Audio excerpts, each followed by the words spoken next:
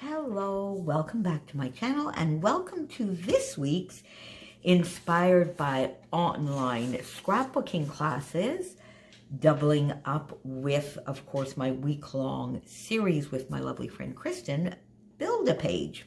So, today for the online scrapbooking classes, I am revisiting or visiting my dear friend SARA SCRAPS. As you know, on the third Saturday of the month, it is revisiting SARA SCRAPS classes. On the first, I go back to the Redefine Creative Paloozas or one of the other classes that I've done there.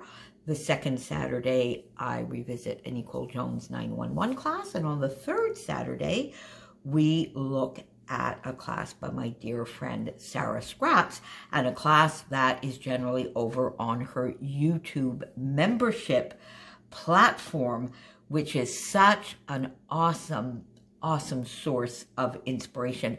And people, for as little as $2.99 a month, you can get access to all her classes, the classes that she had on her website prior to starting the YouTube membership platform. And then every month she adds another class. So, and then in the higher tiers, we get another 4, we get a mini series, and then even a live. So it's really, really worth it. And SARA, through January, she really spoiled us, because if you saw, she has released a few sketches publicly on the Facebook groups and over in the Rediscover Your Stash that we could use, but she spoiled us over in the membership, where our mini series for January was based on an exclusive sketch a week that she did for us. So I'm not going to show you the sketch, but I am going to show you this lovely layout that I did based on the sketch, my interpretation of the sketch.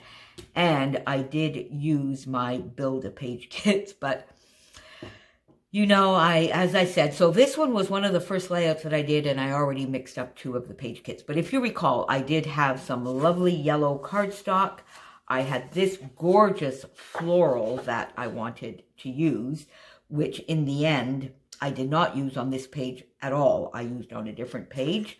For the actual cardstock background, I went back into my stash after I shared the kits with you and found a yellow that I thought matched a little bit better. And then, of course, I had this gorgeous paper, which was in another page kit, but I brought it in over to this one because I just love that black and what it does for this layout. This paper was in the kit. I had told you that I was probably going to use only this side, and if you can see here, in the end, I used both sides. So I still used my page kits. I did use some of the ephemera that I had specifically put aside for this one when I showed you the trifle photo that I wanted to scrap. So I love this. I love this layout. It's very bold and bright and different for me, for sure, but I love the outcome. So I started with the background paper, and then I really decided that I wanted to go with this lovely paper, because that black with the bright colors just makes everything pop. So I put a strip of it down here.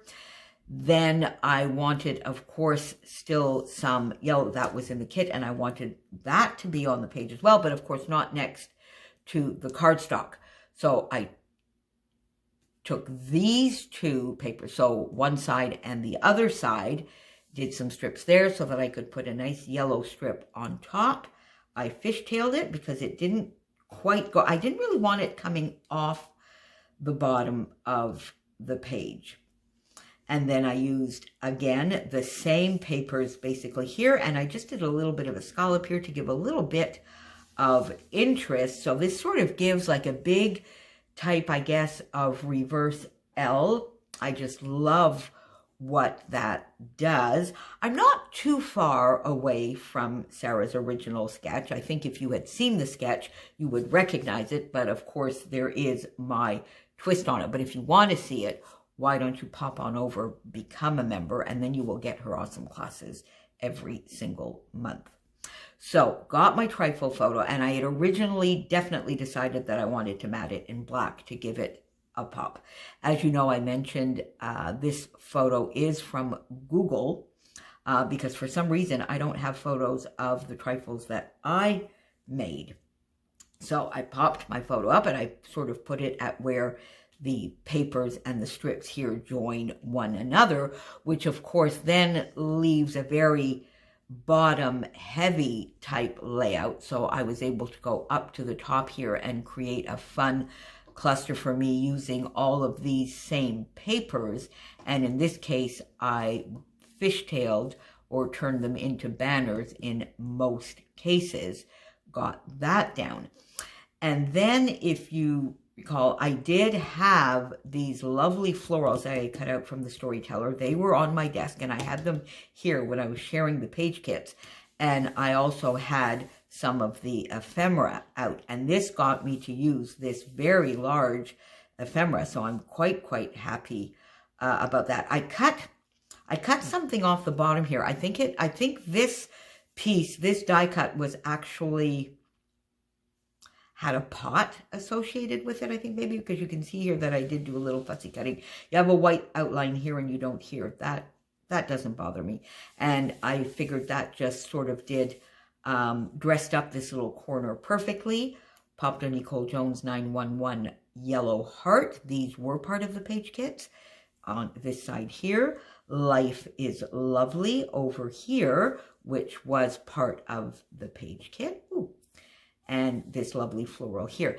And now something fun for me, I don't know, you have to tell me what you think. I don't know the idea.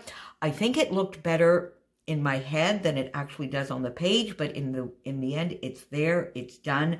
My journaling sort of goes around this area. So late 80s or so, because it went into the 90s, I enjoyed making trifle from scratch for Trev's family. I love it, but oddly never make it these days. And my original journaling had stopped there. And then I put this good times, love this, another little heart here popped up on foam. And then of course I popped another heart up here.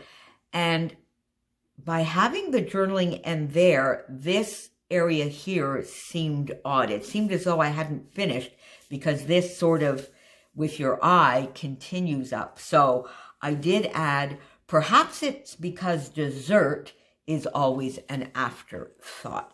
This is not really needed. It's not really part of the story. This is going to go into my generic Christmas album. But in the end, tell me, what do you think about this journaling? I don't know. Now, I could have probably just written a few words here or even here, but I had this idea that I really wanted to bring that extra pop of black in and follow the line. Now, I think maybe because the paper is so textured, it also makes the journaling look a little bit wonky. So I don't know if that's maybe something I'm not liking either. So I'm not 100% sure of this, but it's there. It's on the page. It's not going anywhere. I'm putting it in the album. It's going to be fine. And then I just finished the page with some black crystal, ebony black, the Crystal Nouveau drops, and I am calling this one a day. I love Sarah's sketches. They are, as she puts it, they are easy, they are quick. If you just have a little bit of time to scrapbook and you want an easy sketch, but that has some high impact. I love this page. I love this page. So Sarah's YouTube channel, where you can find all the information about her membership platform, of course, will be linked down below. My friend Kristin, of course, for the Build a Page. And I will see you again back here next week for another inspired by online scrapbooking classes. And on the 4th week, it's sort of a little bit of a free-for-all. Either I will go back to one of the 3 main class sections that I do, or maybe I'll do a Chamel or a Crafty Jet and Scow, or even go back to a couple of classes that I took from Merit back in the day. So we shall see what the fourth class, what the fourth Saturday of the month brings us. I will see you next week, and I will see you back here tomorrow for Sketch Sunday. Thanks so much for being here. Bye for now.